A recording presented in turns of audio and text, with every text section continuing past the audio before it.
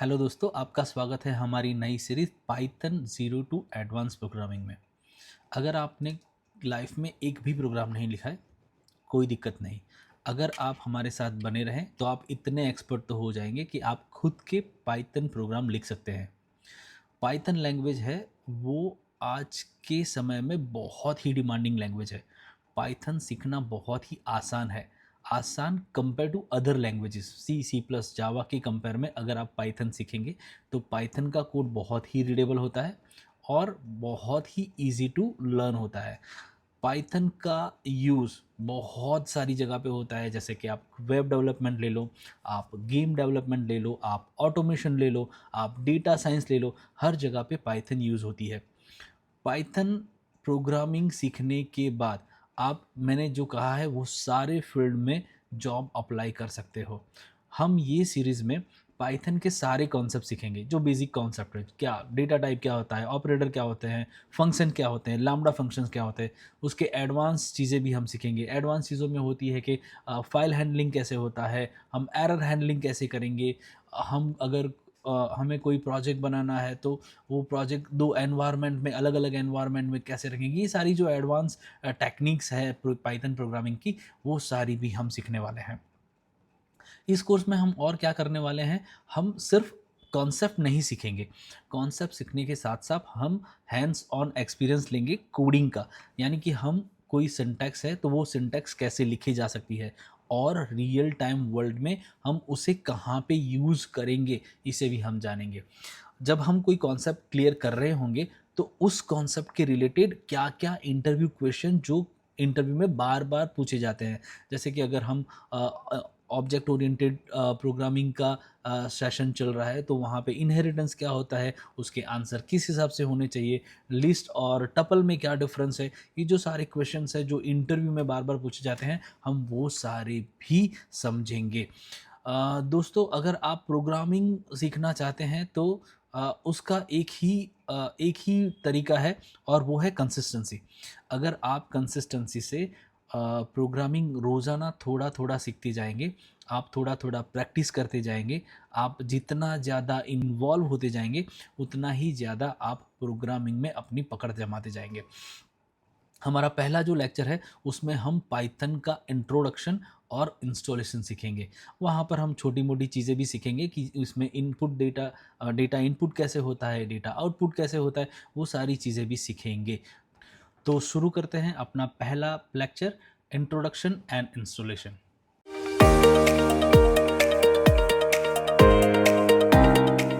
Python आज के दिनों में बहुत ही डिमांडिंग लैंग्वेज है।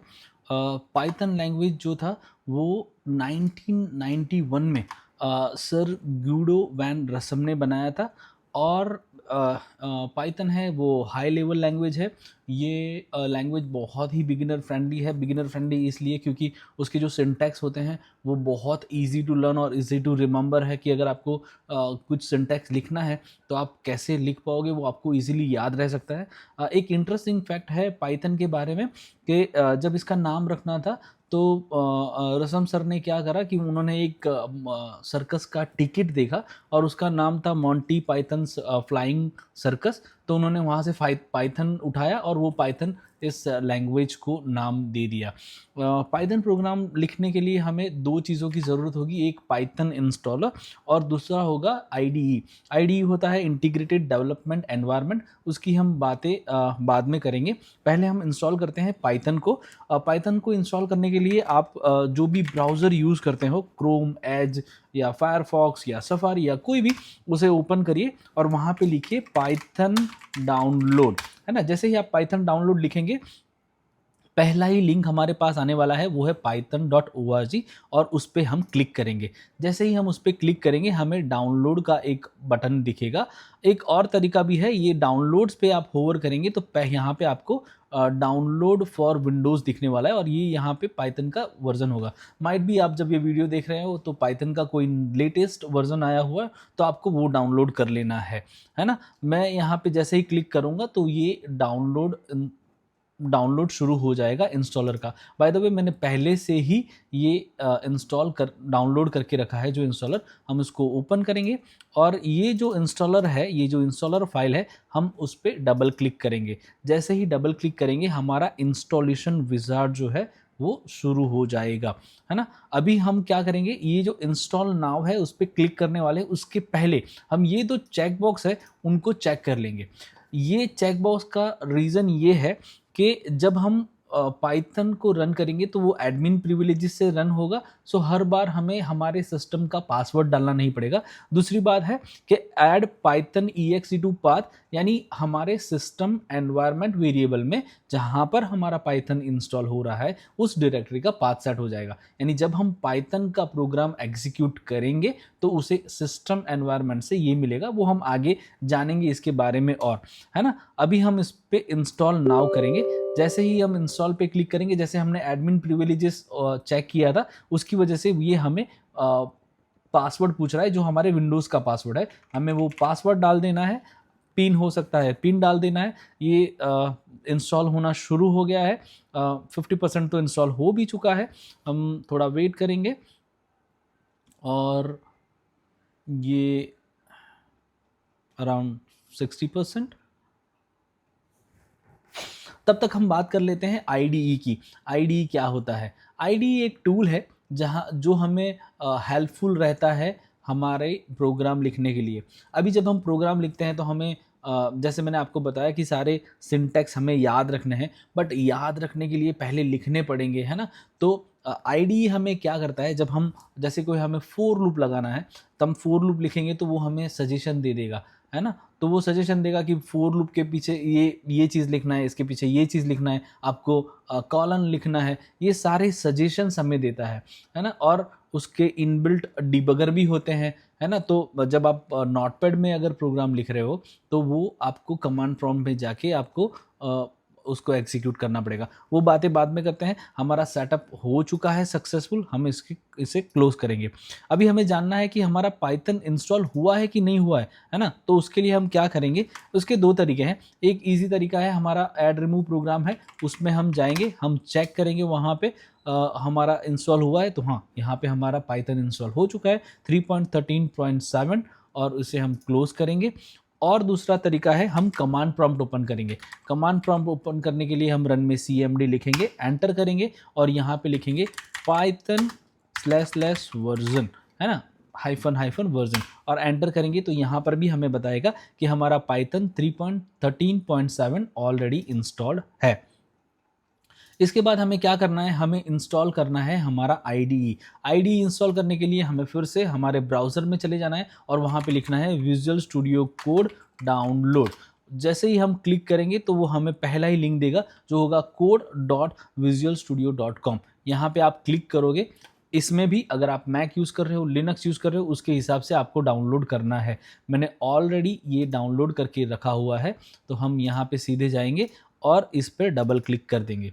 जैसे ही हम डबल क्लिक करते हैं हमारा इंस्टॉलेशन विजार्ड खुल जाता है और हमें वो लाइसेंस पूछता है। हम उसको एक्सेप्ट करेंगे, नेक्स्ट करेंगे। ये जो पाथ है वहाँ पे हमारा विजुअल कोड इंस्टॉल होने वाला है। आप इसे चेंज कर सकते हैं, पर मैं रेकमेंड करूँगा कि जो डिफ़ॉल्ट जगह है वहीं पे इसे इंस्टॉल होने दें। यहाँ पे विजुअल स्टूडियो नेक्स्ट करेंगे और यहाँ पे हम क्या करेंगे, ये दोनों चेक बॉक्स भी चेक कर लेंगे। इसका रीज़न ये है कि जब आप कोई फोल्डर में जैसे राइट क्लिक करते हैं तो ये कंटेक्स्ट मेनू ओपन होता है ना, तो कंटेक्स्ट मेनू में हमारा विजुअल स्टूडियो कोड के ऑप्शंस भी आ जाएंगे। उसके लिए हमें वो करना ज़रूरी है। नेक्स्ट करेंगे और इंस्टॉल करेंगे। ये हमारा इंस्टॉलेशन शुरू हो चुका है, थोड़ा बेहतरीन हो रहा है बाय द वे। ओके, हाँ। तो IDE यानी हमने जैसे बताया कि प्रोग्राम लिखने के लिए IDE होना ज़रूरी नहीं है, आप नोटपैड में भी लिख सकते हैं, बट उसमें थोड़ा हार्ड रहेगा। पर IDE होगा तो उसका खुद का डिबगर होता है, उसका खुद का टर्मिनल होता है। तो ये सारे फीचर्स हमें IDE में मिलते हैं, तो ईजी टू यूज़ हो जाता है, प्रोग्राम लिखने में आसानी रहती है, इसीलिए हम IDE यूज़ करेंगे, है ना। लेट्स सी कि हमारा अभी ये पूरा इंस्टॉल होने वाला ही है ना। तो ये और ये इसी के साथ हमारा 100% इंस्टॉलेशन हो चुका है। अभी हम करेंगे लॉन्च विजुअल स्टूडियो, है ना, कोड, विजुअल स्टूडियो कोड। तो ये हमारा विजुअल स्टूडियो कोड भी ओपन हो चुका है बाय द वे। और यहाँ पे हम सारी चीज़ों की बातें करेंगे, है ना। और ये क्या है, ये पैनल को क्या बोलते हैं, ये पैनल को क्या बोलते हैं, ये सारी जैसे जैसे हम प्रोग्राम लिखते जाएंगे हम बताएंगे।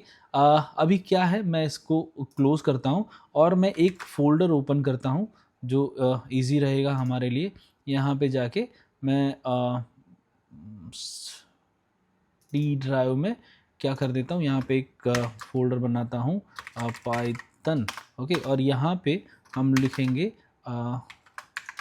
Class 1, okay. और यहाँ पर हम एक, देखिए मैंने जो बताया था चेक बॉक्स, तो चेक बॉक्स के लिए यहाँ पे ओपन विथ कोड आ गया है।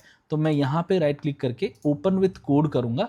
तो हमारे विजुअल स्टूडियो कोड में आप अगर देखोगे तो हमारा ये यहाँ पे आपको क्या करना है, ये जो हमने फोल्डर बनाया उसको ट्रस्ट कर देना है। जैसे ही आप ट्रस्ट करोगे तो वो हमारे जितने भी प्रोग्राम बनाएंगे वो इजीली एग्जीक्यूट हो जाएंगे। ये वेलकम विंडो है।